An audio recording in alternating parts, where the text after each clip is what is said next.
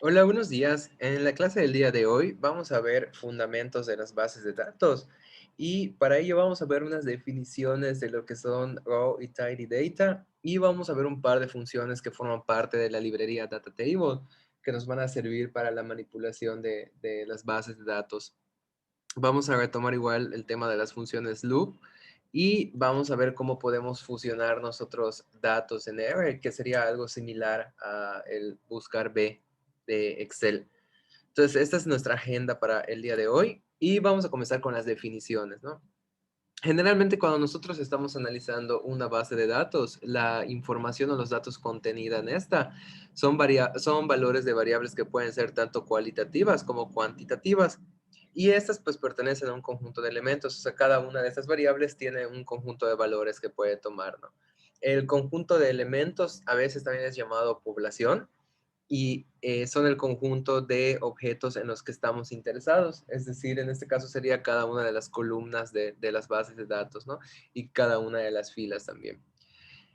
Las variables cualitativas pues pueden ser país de origen, género, tratamientos, etcétera, mientras que las variables cuantitativas pueden ser la altura, peso, presión sanguínea, etcétera, ¿no? Entonces, todos estos dos tipos de variables son los que pueden venir contenidos en una base de datos. Vamos a diferenciar una definición. Partimos con lo que son los datos crudos o el raw data. Eh, este tipo de información es la fuente original de los datos. Cuando nosotros estamos trabajando en algún proyecto de análisis de datos o en algún proyecto de estadística o cualquier cosa que nosotros vayamos a hacer que involucre acceder a información, el raw data es la fuente original de datos que se nos entrega a nosotros como analistas. Usualmente ese tipo de información va a ser difícil de utilizar para un análisis de datos y puede ser que nosotros necesitemos procesarlo, aunque técnicamente solo lo haríamos una vez. Entonces, una vez que nosotros los procesamos, ya llegamos a algo que se llama datos procesados o process data, que son datos que ya están listos para análisis. Su procesamiento puede incluir fusión, filtros, transformaciones, etcétera, que es un poco de lo que vamos a estar viendo el día de hoy en las siguientes funciones y se puede establecer un estándar para procesarlos. Es decir, el procesamiento va a ser una única vez cuando nosotros identifiquemos cómo proviene la fuente de información. Entonces nosotros podemos establecer un proceso para que cada vez que accedamos a esa fuente de información se ejecute el dicho proceso y lleguemos a los datos procesados. Y pues bueno, algunos ejemplos de datos crudos o de raw data son el Excel sin formato de 10 hojas que te mandó la empresa para la que estabas trabajando, para que hagas un análisis, ¿no? O sea, no se va a tomar la molestia de dejarlo bonito para que tú lo puedas entender, sino que te manda un archivo ahí que es su fuente original de información, son 10 hojas. Está el archivo JSON que obtuviste a través de la API de Twitter para analizar estadísticas o la base de datos obtenida de un CRM de un negocio. Muchos negocios tienen CRMs, que es donde se almacena la información de las operaciones de los negocios, ¿no? Entonces nosotros podemos acceder a esa información y es un ejemplo de datos crudos. Y vamos a ver que los datos crudos están en el formato adecuado si no utilizamos ningún software en los datos, si no manipulamos ningún número en los datos, si no eliminamos ninguna fila ni ninguna columna del conjunto de datos, o si no obtuvimos resúmenes o agrupamos los datos de ninguna forma. Es decir, si la información cruda que nos están pasando ya la podemos utilizar para hacer el análisis de la información, entonces vamos a decir que el formato de esos datos crudos pues es adecuado. Si no, tendríamos que procesar la información. Y el tidy data es el objetivo final de todo el procesamiento. Lo que nos dice las prácticas del tidy data es que cada variable debe de estar en una columna, cada observación diferente debe de estar en una fila diferente y debe de haber una tabla para cada tipo de variable.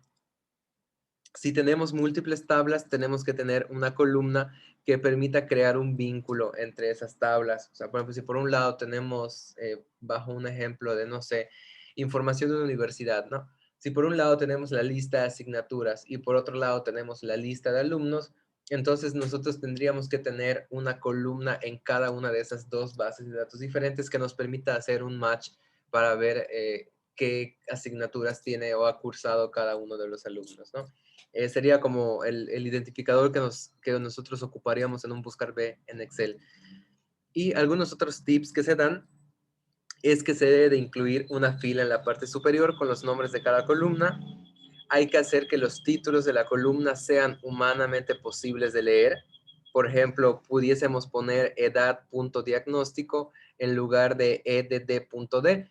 Esto es porque, bueno, eso es más general, buenas prácticas, porque pues hay personas que si solo tú estás trabajando en la base de datos, pues no hay problema porque tú puedes entender pues los nombres clave que tú puedas darle, como por ejemplo edd.d. Si solo soy yo, pues ok, no se me olvida que eso va a ser edad diagnóstico.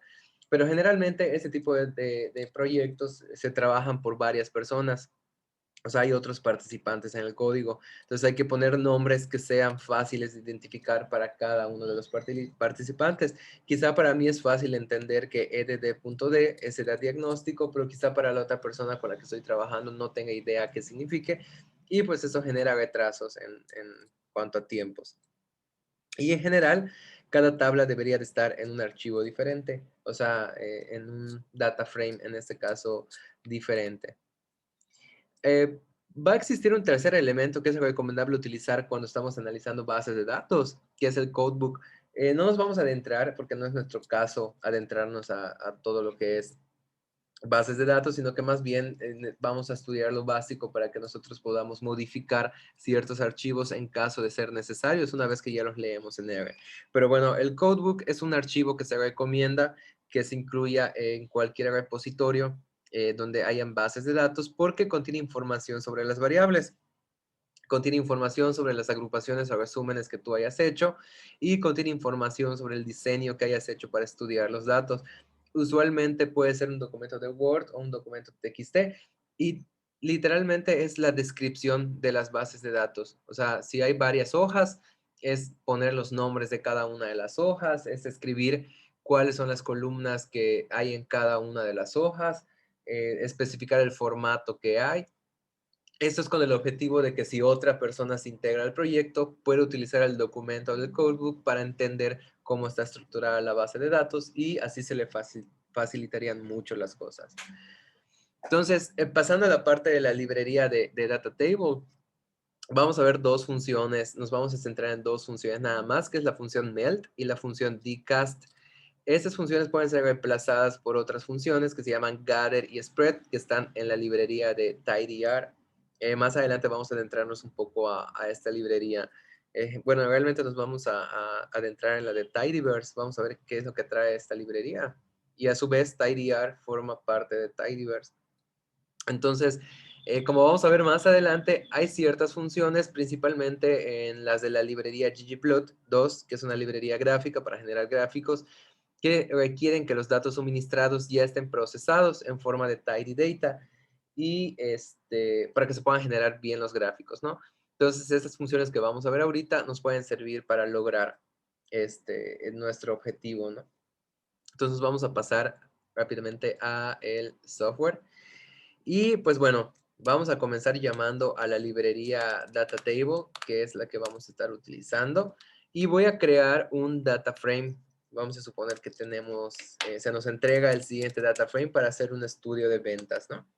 Entonces podemos ver que la forma en la que está creado es que tenemos una columna donde tenemos los años y luego tenemos las ventas por piezas de cada uno de los productos. Entonces tenemos la columna para iPhone azul, la columna para iPhone verde, la columna para AirPods y la columna para iPads. Entonces, nosotros, si nos vamos a las buenas prácticas de Tidy Data, podemos ver que esto no está cumpliendo con lo que se nos pide, porque nos pide que cada variable esté en una columna. Entonces, si nosotros, por ejemplo, definiéramos el tipo de producto, esa sería una variable y debería de existir una única columna para tipo de producto. Y aquí vemos que tenemos 4 columnas, una para cada tipo de producto. Entonces, todas estas deberían de estar en una sola, marcadas por el factor, en este caso, año. Entonces, vamos a utilizar la función melt y con eso nosotros vamos a poder conseguir que este data frame se modifique al formato que nosotros necesitaríamos, por ejemplo, para generar un gráfico de caja de bigotes, ¿no? Pero voy a poner box plot y voy a poner ventas, eh, iPads. Esto me genera un único gráfico. Entonces, si yo quisiera generar los 4 gráficos de caja y bigotes para ver cómo están dispersas las ventas, pues los tendría que generar de manera separada porque cada variable está en una columna diferente. Entonces, si yo quisiera juntarlos todos en una sola gráfica, pues sería un tanto complicado. Entonces, vamos a utilizar la función melt. Voy a crear un nuevo objeto que se llama ventas mod y voy a utilizar la función melt y los argumentos que lleva son, en número 1, la base de datos sobre la cual va a trabajar, que es ventas, que es esta de aquí. Y luego su segundo argumento es el ID. Aquí nosotros siempre le vamos a indicar a través de un vector cuáles son, en este caso es una sola columna, pero podrían ser más de una. Entonces, en este caso yo le estoy indicando que el ID o el factor va a ser el año. O sea, voy a querer ver la venta de cada uno de estos productos por esta columna de año. Y el tercer argumento y final va a ser el measure bars, que igual va a ser un vector en donde le tenemos que suministrar los nombres de las columnas que nosotros queremos agrupar, que en este caso es iPhone azul, iPhone verde, AirPods y iPads. Entonces, si nosotros ejecutamos esta base, nos va a salir un warning de la función melt, pero si llamamos a ventas mod, vamos a ver que ya se creó un nuevo data frame en donde ya tenemos la columna variable, que realmente vendría siendo el tipo de producto y el valor que tuvo la venta para cada producto. Entonces, de pasar algo de la forma horizontal, lo tenemos de la forma vertical. Y este es un formato que nosotros ya pudiésemos utilizar. Aquí la función plot, si le damos el de ventas mod como variable y ventas mod value. Entonces, bueno, está muy pequeño el espacio, pero déjenme hacerlo de nuevo. Ya nos generaría el gráfico de caja y bigotes para los 4 productos. Y pues aquí en una sola función ya estamos generando los 4 y podemos comparar. Podemos ver que, por ejemplo, iPad tiene la venta más dispersa y que la de los iPhones es no tiene mucha variabilidad y sí difiere de los AirPods, ¿no? Entonces es más eficiente generar esta gráfica que generar cada una de las gráficas con el formato anterior. Y para esta es la utilidad de la función melt. Si por alguna extraña razón quisiéramos hacer lo contrario, entonces podemos utilizar la función dcast. En este caso voy a crear un nuevo objeto que se llama originales. Le estoy aplicando la función dcast. El argumento que le estoy dando es el objeto que ya está en formato de tidyData. Y le estoy diciendo que va a tomar el año y luego va a tomar la columna variable. Y eso es lo que va a descomponer en columnas. Entonces, si yo ejecuto esto y llamo a originales, ya me va a regresar al formato que yo inicialmente tenía en ventas, nada más. Aquí está. Entonces, melt es para convertirlo para agrupar una variable que está dispersa en varias columnas en una sola columna, y dcast es para descomponer una sola columna en varias columnas. Entonces puede ser útil, ¿no? Vamos a ver otro ejemplo. Supongamos que tenemos las ventas de la empresa 1 y de la empresa 2. Y realmente estoy creando la misma base de datos, ¿no? Estoy creando un vector, un data frame que se llama empresa 1, le estoy asignando ventas mod y le estoy agregando un ID. Luego estoy creando los datos de la empresa 2, que realmente son los mismos que la empresa 1, pero le estoy poniendo un ID diferente. De tal forma que cuando yo creo el objeto ventas tot con la función rbind, lo que obtengo es algo de este estilo. Tengo las ventas por año, por tipo de producto, el valor de la venta, y tengo un ID que me identifica cuáles son de la empresa 1 y cuáles son de la empresa 2. Entonces, si yo quisiera descomponerlo, pero utilizando otro factor, siempre podría utilizar la función dcast. Por ejemplo, crear el objeto que se llama originales2. Le estoy suministrando ventas tot, pero ahora le estoy diciendo que quiero que me descomponga las columnas con base en año y ID, que es el número de empresa. Y pues como el número de empresas solamente es 2, Entonces hay que ir agrupando las ventas. Entonces le estoy dando una función que es sum, que lo que va a decir, o lo que va a hacer es que va a tomar todas las ventas de la empresa 1 y las va a ir sumando y eso me va a dar en el nuevo data frame. Entonces lo voy a generar y obtendría algo de este estilo. Me creo la columna año, me creo la columna empresa 1 y me creo la columna empresa 2 que antes estaba en un factor, en una sola columna. Pudiese descomponer también con ID y con variable. Estoy creando el objeto original es 3. Y acá lo que le estoy pidiendo es que me dé el máximo. O sea, aquí lo que hizo para generar este valor es que tomó de aquí todas las ventas para el año 2014 de la empresa 1 y lo sumó. Y me asignó esto. Entonces, ahorita lo que le estoy pidiendo es que tome el máximo en lugar de que tome la suma. Y si creo este objeto, obtengo algo de este estilo. Ya no está por año, ya solamente está por empresa 1, por empresa 2 y por producto. Y lo que me está dando aquí es el máximo de cada uno de esos productos. Pudiera darle también, o sea, pedirle la suma, me lo haría. Y pudiese pedirle pues, cualquier otra función que aplique, ¿no? Puedo pedirle la media y me daría la información descompuesta como yo se la pida, tomando los promedios. Vamos a dejarlo como máximo, como estaba originalmente. Ok, ahora la librería tidyr nos permite hacer lo mismo, solamente que aquí utilizamos la función gather y la función spread. Dentro de la función gather estoy creando un objeto que se llama conversión y recuerden que el ventas originales era este. Entonces el argumento 1 es data, que es la base con la cual va a trabajar, le estoy diciendo que es venta. El argumento 2 es key, es decir, el nombre que va a tener la nueva columna. En la función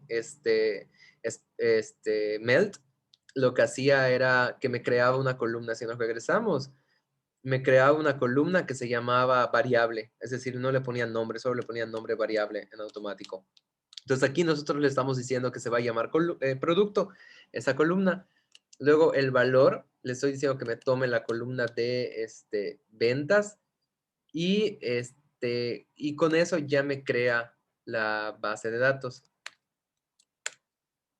Si le doy head, me va a crear algo de este estilo. Es decir, en la columna value me puso el número de ventas, ¿no? Y pues ya me estaría creando la información, me la estaría agrupando. Puedo utilizar la función spread para yo descomponerla. A ver, 2.5 no iba acá, a ver, permítanme. Ahí está. Ah, perdón, me faltó. Sí, el 2.5. El 2 y el 5 es el indicador de las columnas que va a convertir. Por ejemplo, en este caso está la columna 1 es el año y a partir de la columna 2 y hasta la columna 5 son las que quiero convertir en una sola fila.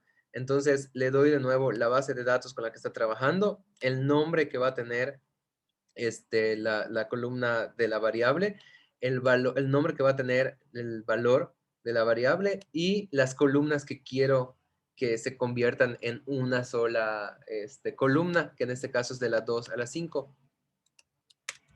Entonces, yo le dé el head, ya me va a sacar la columna que en la función anterior se llamaba variable, ahora se llama producto, la columna de valor ahora se llama ventas, y pues ya me está creando una sola columna para las 4 columnas que nosotros teníamos aquí.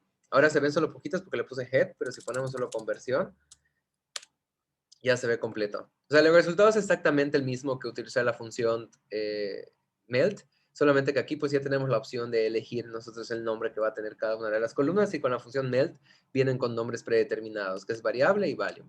Entonces, y la función spread sería lo mismo. Le suministramos la base de datos que queremos descomponer, le decimos cuál es la columna que queremos descomponer y le decimos cómo se va a llamar el valor resultante.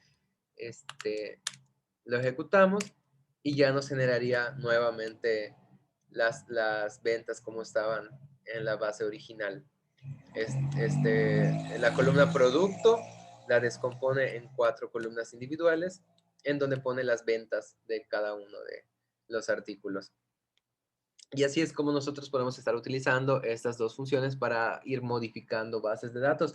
que generalmente, bueno, en la práctica sí me ha pasado mucho que me mandan información en donde una sola variable está dispersa en varias columnas, entonces sí suele ser muy útil estas funciones. La otra alternativa sería que nosotros nos fuéramos, o sea, si nos están pasando un archivo de Excel, pues nos vamos al archivo de Excel y lo modificamos manualmente, pero pues nos va a quitar mucho tiempo. Entonces ahora nos vamos a ir con la función loop o la función bucle y más adelante nosotros vamos a ver las estructuras de control que son for, while y las funciones if. Esto es para la siguiente unidad. Estas van a ser de gran utilidad cuando nosotros estemos programando nuevas funciones, pero no son de mucha ayuda cuando estamos programando en la línea de comando. O sea, cuando estamos haciendo código en un script, igual y no nos van a servir mucho el for, el while y el if. Existen una serie de funciones que nos van a ayudar a aplicar ciclos de manera muy fácil y usualmente van a tener la palabra apply dentro de su nombre en alguna parte. De hecho, en el pasado ya hemos visto un par de estas. Entonces, las funciones bucle son las siguientes. Es la apply, que es un ciclo sobre una lista donde evalúa una función en cada elemento. Y nos vamos a ir yendo con cada uno de los ejemplos, ¿no? Vamos a empezar con la función lapply. Entonces vamos a suponer que tenemos esta lista que tiene dos componentes, la componente A y la componente B. Entonces, si yo aplico la función lapply, lo primero que tengo que suministrarle es una lista y luego la función que yo quiero aplicar.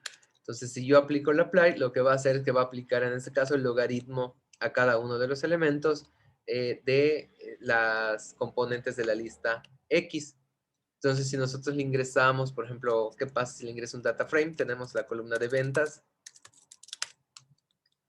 y le suministro un data frame y le doy la función min. Entonces, me va a crear una lista en donde me va a sacar la media de cada una de las columnas que tenía ese data frame.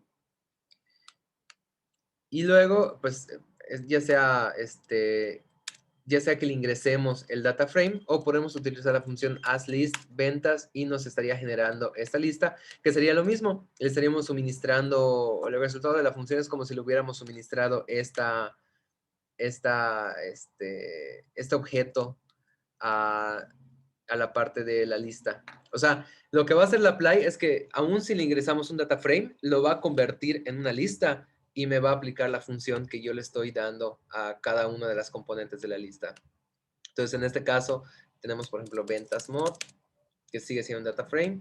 Entonces, si yo le aplico la función lapply, aquí me va a generar un warning y muchas cosas no me las va a calcular, porque en este caso, en la columna 1 sí puede calcular la media del año, en la columna 3 sí puede calcular la media de las ventas, pero en la columna 2, que es caracteres, pues no puede calcular una media, entonces me va a dar un NA y me va a decir que no se, me va a sacar un warning de que no se pudo calcular esa operación, ¿no?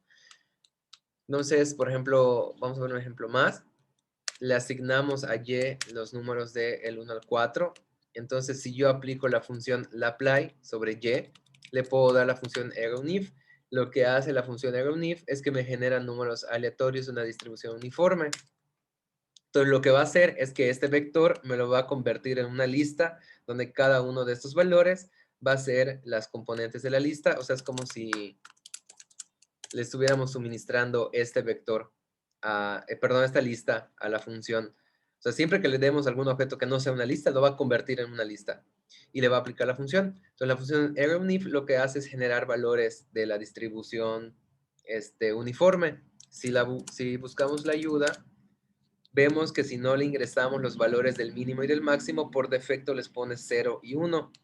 Entonces, al aplicar la función arrownif y darle cada uno de estos elementos como argumento único, lo que está haciendo es que lo está tomando como n, que es el número de números aleatorios que va a generar. Entonces, si se dan cuenta en el resultado, pues en el primero generó un número aleatorio, en el segundo generó dos números aleatorios, en el tercero generó tres y en el cuarto generó cuatro. También si le hubiéramos dado otro, por ejemplo, un mínimo y un máximo diferentes, 6 y 9, entonces me hubiera generado la misma cantidad de elementos, pero con valores diferentes de esta distribución uniforme. Y, por ejemplo, si utilizamos la función lapply sobre ventas mod y la función class, lo que va a hacer es que me va a regresar una lista, pero me va a decir qué clase es cada una de las columnas de este data frame. Entonces aquí igual esta función sí pudiera ayudar, porque pues si tenemos nosotros un data frame, pues, ventas mod, y bueno, en el caso en el que tuviéramos muchísimas columnas, pues habría que verificar si cada una de estas columnas cumple con lo que nosotros necesitamos. Por ejemplo, igual la columna value está viniendo como factor, y si yo intento hacer, no sé, tal vez una regresión lineal, entonces no va a funcionar. Entonces le puedo dar o le puedo pedir la función clase y me va a generar una lista en donde venga el tipo de cada columna. Y aquí ya puedo ver, pues mira, la columna año me la está poniendo como entero, la columna variable me la está poniendo como factor y la columna value me la está poniendo como numérica. Entonces sí puedo hacer operaciones con eso. ¿Ok? Y pues para esto es útil la función lapply. Ahora, la función supply o sapply hace lo mismo que lapply, pero simplifica el resultado. Entonces voy a poner nuevamente, fíjense, aquí utilicé la función lapply, ventas mod y class, y eso me crea un objeto, una lista con la clase de cada una de las columnas. Si yo hago exactamente lo mismo, pero utilizando supply en lugar de lapply, lo que va a hacer es que me da lo mismo, pero en un formato más resumido. Entonces esto igual puede ser un poquito más útil porque si el data frame tiene muchas columnas, entonces nos va a dar una lista súper larga que tal vez va a ocupar mucho en la pantalla y pues es más fácil que se vea así en formatito de vector, ¿no? Entonces yo aplico la función supply en ventas y le pido la media. Lo que va a hacer es que me va a regresar un vector con las medias de cada uno de las columnas de ventas, que si de nuevo llamamos a las ventas, pues vemos que todas son numéricas. La función tapply aplica una función sobre un conjunto de un vector. Esta ya la habíamos utilizado, es la que nos sirve para aplicar funciones con niveles de un factor. Por ejemplo, me voy a ir a ventas tot y podemos ver que era la que ya habíamos creado. Tenía la columna año, la columna variable, la columna value que representa las ventas y el ID de la empresa. Entonces, si yo utilizo la función tapply o tapply, le voy a dar primero la columna sobre la cual quiero hacer las operaciones, que es el valor. Luego le voy a dar la columna sobre el factor por el que yo quiero dividir, que es variable. Y luego le voy a decir la función que quiero aplicar, que en este caso es una media. Entonces, si yo ejecuto esto, me va a generar la media para cada uno de los niveles del factor con base en las ventas. Esto es tal cual como habíamos visto en la unidad anterior. También le puedo dar la función sum o cualquier otra función y lo que estaría haciendo eh, perdón, aquí, ahora en apply, argumentos. Ajá, como no tiene la misma longitud, aquí me está generando un error. Pero, por ejemplo, vamos a darle sd. Ay, ¿qué está pasando? A ver. La venta, bueno, ok. Sí, la columna es el problema. Entonces aquí ya le podemos dar el zoom. Ahí está, ya me lo genera. Es que le estaba poniendo otro nombre de columna. Me da la suma de todas las ventas para iPhone azul. Por ejemplo, si quisiéramos obtener eso, si lo tenemos por año, pero queremos saber cuánto es en total por todos los años, entonces le aplicamos la función sum y ya me genera las ventas totales para cada uno de los productos contemplado todos los años.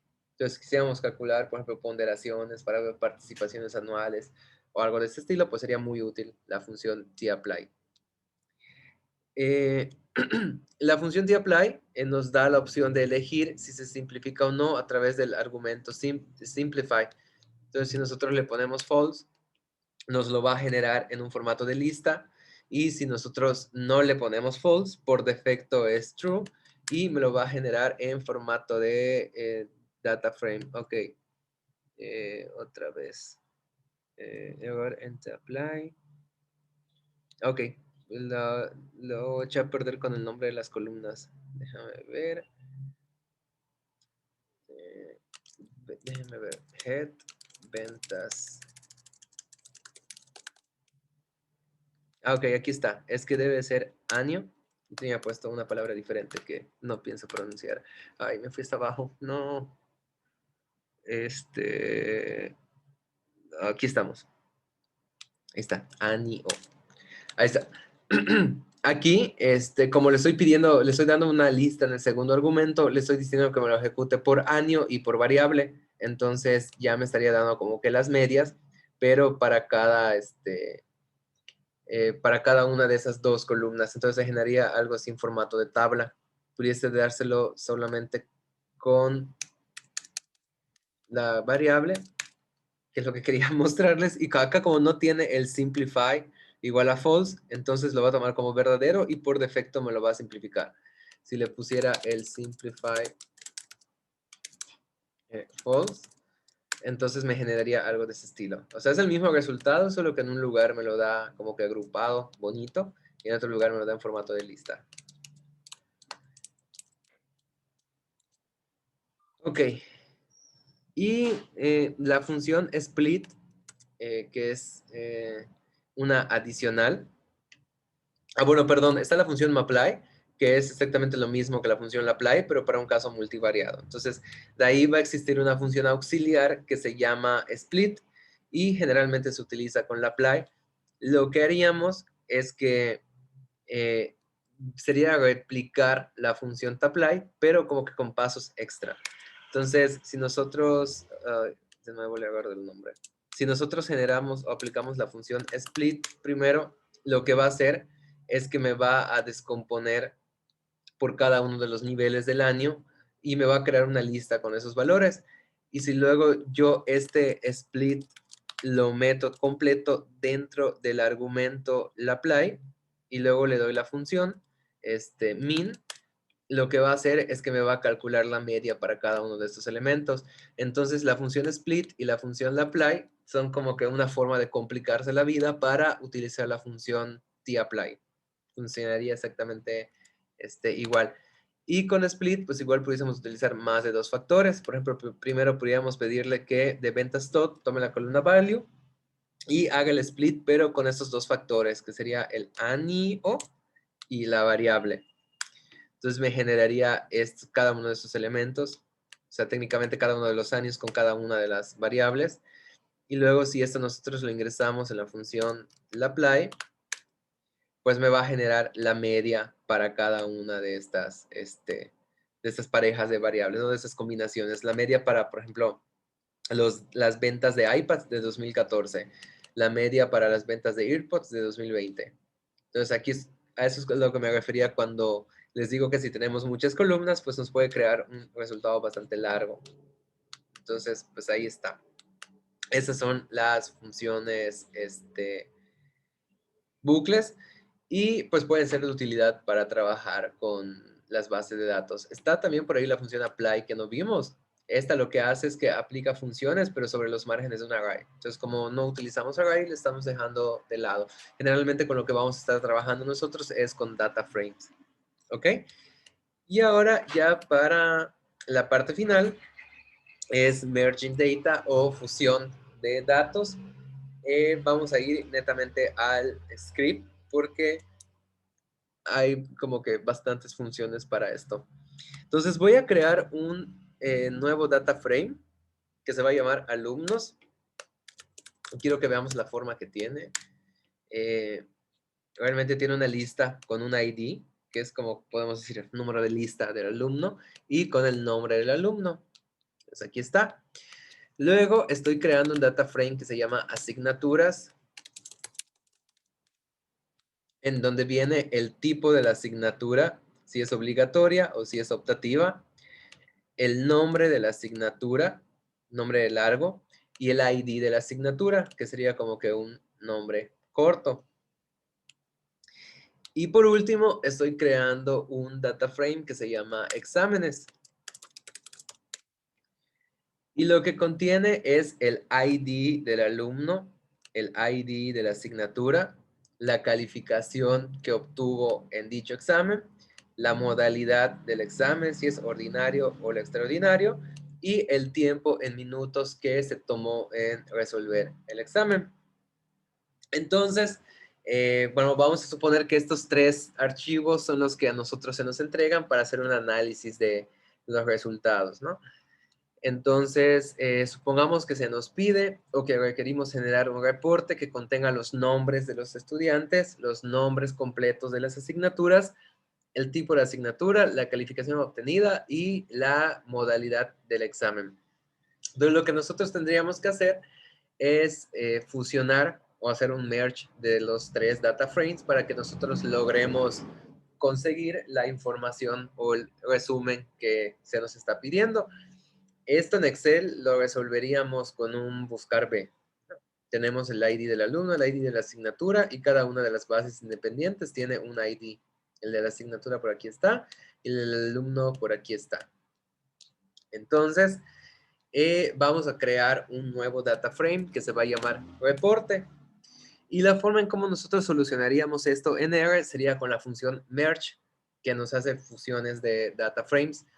Entonces, la función merge va a tener 2 argumentos. El argumento X, que va a contener como que el data frame 1, y el argumento Y, que va a contener el data frame 2. Entonces, lo primero que estoy haciendo es que estoy tomando exámenes. Lo que quiero es que esta información o a esta tabla, en lugar que diga ID alumno, ID de asignatura, pues quiero que diga el nombre del alumno y el nombre de la asignatura. Entonces voy a indicar que exámenes es X, que alumnos es Y. Y luego hay 2 argumentos que se llaman by.x y by.y.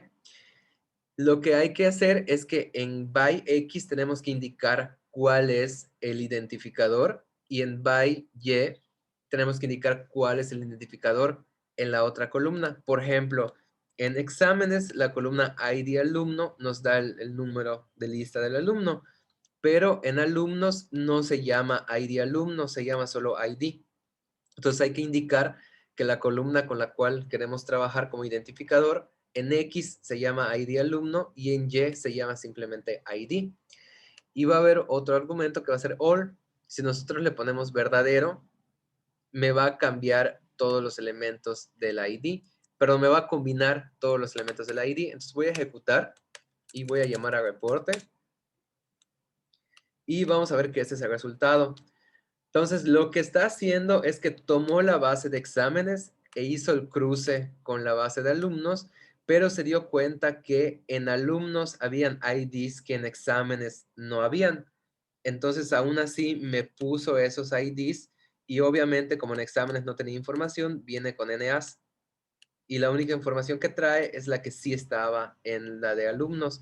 Entonces, si yo quisiera que esto no suceda, lo único que tendría que hacer es cambiar en all y poner false. Entonces, si yo sobrescribo reporte y lo vuelvo a llamar, entonces ahorita veo que ya solamente me está dando los IDs que estaban en X y me está jalando las columnas de Y, que en este caso sería el nombre. Y me devuelve el nuevo data frame que ya contiene toda esta información. Ahora ya tenemos los nombres de los alumnos y lo que necesitamos son los nombres de las asignaturas. Entonces ahorita lo que voy a hacer es que esta nueva columna que se llama reporte, le voy a hacer un merge con asignaturas. Entonces voy a crear un objeto que se llama reporte 2. Voy a utilizar la función merge y ahora en X le estoy diciendo que ya tome como X a reporte y tome como Y a asignaturas. Entonces en X se llama ID asignatura y en Y también se llama ID asignatura. Y le estoy poniendo que en false en el all, para que no me vaya a sacar otra vez los que no encuentre en asignaturas. Entonces ejecuto, llamo la función y ahora ya me trae, ya viene con todas las columnas de asignaturas también. O sea, ya le agrega la asignatura y le agrega el tipo de la asignatura, si es optativa u obligatoria. Y me hizo ese cruce con base en ID asignatura. ¿Ok? Y de así es como nosotros podemos estar llamando información o haciendo cruces de información. Siempre vamos a necesitar un ID. O sea, ahí sí debe de haber algo que se llame ID, aunque no se llamen igual en las diferentes bases de datos o en los diferentes data frames, pero tiene que haber algo que los identifique. Pues ya sabemos que en by.x y en by.y podemos decir qué nombre tienen los identificadores que nos van a servir para el cruce de la información. Ahora, podemos utilizar la librería deplyr para llegar a una especie de reporte final y seleccionar solo las columnas que nosotros queríamos, que inicialmente, si se acuerdan, que cuando hizo el cruce, en automático me trae todas las columnas del data frame, pero realmente yo solamente quería el nombre, la asignatura, el tipo, la calificación y la modalidad. Entonces le estoy diciendo que me seleccione estas columnas de reporte 2, que es la base final, y ya obtendría mi reporte final, que sería este. Ya tengo el nombre del alumno, el nombre de la asignatura, el tipo, la calificación y la modalidad. Y ya tengo mi basecita ahí que ya me puede servir para entregar o para cualquier cosa que tuviera de objetivo, ¿no? Em, si hacemos o aplicamos solo la función merge sin especificar el by, bueno, el x by y el y by, lo puse al revés, el by x y el by y,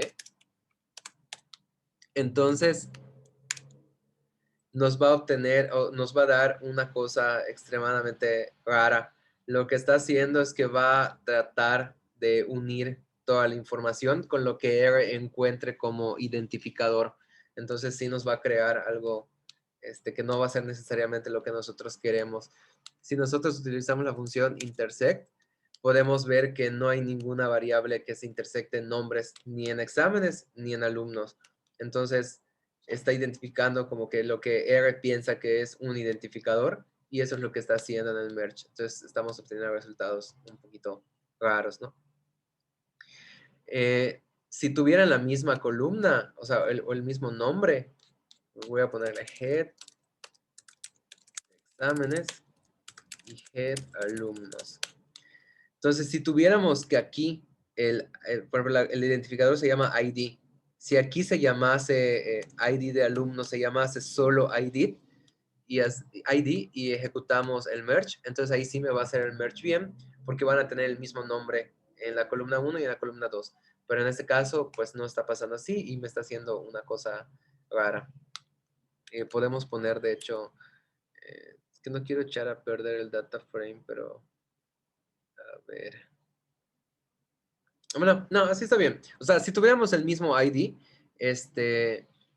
pues sí nos haría el merge. Solo aquí habría que agregarle el all igual a false si nosotros queremos que no haga lo de agregar los que no se encuentran en la otra base de datos. Ahí. Entonces, supongamos ahora que en exámenes el ID del alumno, miren, aquí se lo estoy haciendo, se llama ID y no ID de alumno. Estoy creando un data frame que se llama exámenes 2. Entonces aquí es lo que les decía. Aquí la columna que antes era id.alumno, ahora se llama solo id. Entonces si yo aplico la función intersect sobre los vectores de los nombres de estos dos data frames, vemos que el id se intersecta. Entonces si yo aplico la función merge en exámenes 2 y en alumnos, sin especificar el by x y el by y, en automático ya va a identificar los que tengan el mismo nombre de columna y me va a hacer ese cruce de información. Pero pues a veces necesitamos combinar más de 2 data frames y pues no podemos tener la misma columna o el mismo nombre en los IDs en todas las bases. Si fuéramos muy estructurados, sí, pero generalmente la gente que pasa las bases de datos o que hace las bases de datos no es como que del todo estructurada, entonces no va a pasar muy seguido. Ahora, ya para finalizar, en la librería deplyr también tenemos funciones que nos van a permitir hacer algo equivalente al merge. Y pues ahí tenemos bastantes. Está la función inner join, o inner-join, que muestra solo los IDs que están en el match de las dos bases. Entonces voy a poner aquí, por ejemplo, primera unión. Le estoy aplicando la función inner join. Le estoy dando exámenes y le estoy dando alumnos. Y en un argumento que se llama by, estoy indicando cómo se llama el identificador en exámenes y luego cómo se llama el identificador en alumnos. Entonces, nos genera la función como nosotros ya habíamos conocido previamente. Si los nombres fueran iguales, solo se utilizaría el by y el nombre de la columna. O sea, por ejemplo, por aquí puse id.alumno y id, pero acuérdense que en exámenes 2 les puse id. Entonces, si es el mismo nombre tanto en exámenes 2 como en alumnos, en by solamente pongo el mismo nombre entre paréntesis, pero entre comillas, y ya me ejecuta la misma función. Pero pues cuando son diferentes, sí hay que identificar o decirle cuál es el identificador en cada una de las bases. Luego tenemos la función left join. Voy a crear un objeto que se llama unión 2 y que es equivalente a la función inner join. Lo que está haciendo es que me está tomando los elementos que están en exámenes y está obteniendo la información de la columna de alumnos.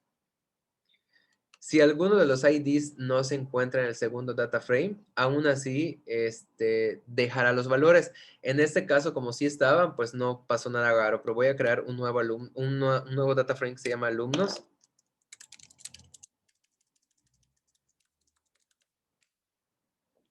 Que vemos que están aquí del 2 al 15 nada más, ya no está del 1 al 15. Entonces, si yo utilizo la función left join, me va a sacar un NA en donde no está la información del 1. Y si utilizo la función inner join, ahí en automático me va a excluir ese valor. Entonces, en el caso anterior, como sí estaban todos los elementos, coincide que tanto la función inner join como la función left join me hacen lo mismo. Pero en el caso en donde no estuvieran todos los elementos en el segundo, pues sí me harían cosas diferentes. En la función left join me dejaría los elementos que estaban originalmente en exámenes, bueno, aquí en exámenes, aunque no esté el valor en alumnos, y si utilizo inner join, pues me elimina ese valor que no estaba en alumnos y que sí estaba en exámenes. Ahora, la función right join, pues haría lo contrario a la función left join. Ahí me dejaría los valores que sí están en alumnos, y me dejaría vacíos los que estaban en exámenes, que aquí está. O sea, me está dando los que están en alumnos que no están en exámenes y pues les está asignando los NAs. Y luego la función full join une todos los valores sin importar si existen o no. En este caso, el NA que está aquí no estaba en el anterior porque lo omitió. Y en este caso que puse full join, pues me da tanto los que están en alumnos pero no están en exámenes, como los que están en exámenes pero no están en alumnos. Y luego está la función semi-join, que esta realmente lo que hace pues es un filtro. Toma el ID y me filtra los que sí tengan los datos en ambas bases de datos. Y el anti-join, ya para finalizar, muestra las que no tienen match, o sea, lo contrario de semi-join. Si yo le doy anti-join, me va a mostrar únicamente los que no tienen match entre exámenes y alumnos. Entonces, estas dos pues pueden servir para identificar, por ejemplo, si nos está haciendo falta información en otra variable. Por ejemplo, en alumnos, pudiésemos identificar que comienza a partir del 2 y hasta el 15. Y ya podríamos decir, ok, ¿qué pasa con el 1? En mi lista de exámenes, yo tengo un ID de alumno que es 1, que no está en mi lista de alumnos. Entonces ahí ya se pasaría al reporte y ver cuál es el problema que está ahí. Y pues bueno, todas estas funciones que vimos el día de hoy nos estarían sirviendo para todo lo que es fundamentos de bases de datos y para que podamos hacer ciertos procesamientos que nos van a servir. Ya en la siguiente clase vamos a ver la librería ggplot2 y vamos a ver que usualmente cuando queremos graficar ahí, pues tenemos que tener principalmente bases de datos de la forma de tidy data. Entonces todas esas funciones que vimos son útiles para llegar a ese formato. Entonces, de momento, esto es todo por hoy y nos estamos viendo en la siguiente clase.